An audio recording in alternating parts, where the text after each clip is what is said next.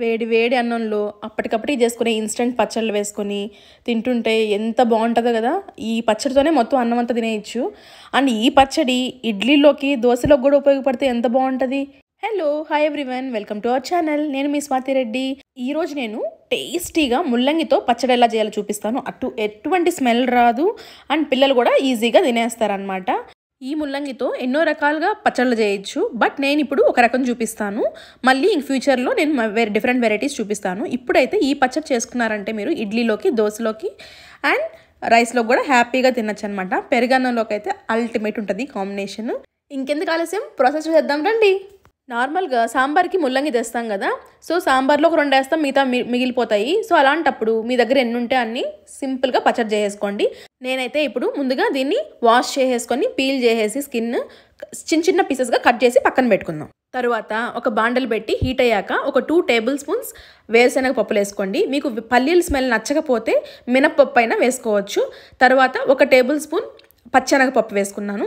అవి బాగా ఫ్రై అయ్యాక తర్వాత 1 టేబుల్ స్పూన్ ధనియాలు, ఒక 1/2 టీ స్పూన్ జీలకర్ర వేసుకొని కారానికి తగినంత ఎండుమిరపకాయలు వేసుకోండి. ఇలా తుంచి వేసుకుంటాను, అప్పుడు లోపల వరకు ఫ్రై అవుతాయి అనమాట. గింజలు కూడా చక్కగా ఫ్రై అవుతాయి. చూసారా, ఇలా ఫ్రై అయ్యాక ఇప్పుడు వీటిని తీసి పక్కన పెట్టుకుందాం. మార్చకండి, చూసి స్లో ఫ్లేమ్లో వేయించుకోండి అనమాట.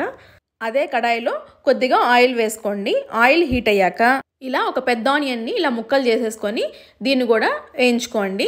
అంటే ఇట్లా ట్రాన్స్పరెంట్గా వస్తే చాలండి. ఇప్పుడు ఇట్లా సన్నగా తరిగి పెట్టుకున్న ముల్లంగి కూడా వేసి 2 బాగా వాడ్చండి. గుర్తుపెట్టుకోండి, ఇలా చక్కగా ఆయిల్లో ఫ్రై చేయడం వల్ల స్మెల్ రాకుండా బాగుంటుంది. లో ఫ్లేమ్లో బాగా ఫ్రై చేయండి. చక్కగా ఇలా ఫ్రై అయ్యాక ఇప్పుడు నిమ్మకాయ సైజ్ అంతా చింతపండు తీసుకొని ఇట్లా తుంచేసి దాంట్లో పెట్టి దీన్ని కూడా కొంచెంసేపు వాడ్చండి.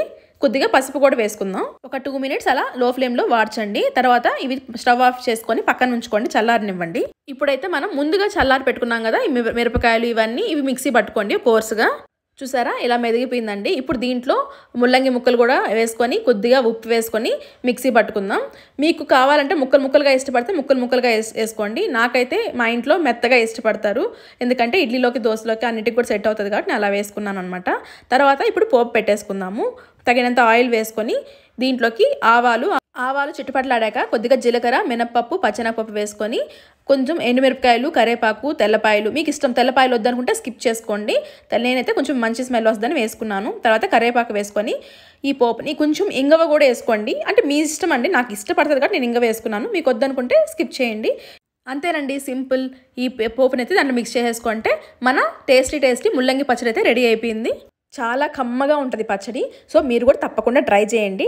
మళ్ళీ మీ ముందుకు ఒక మంచి వీడియోతో వస్తాను. అప్పటి వరకు బై బై.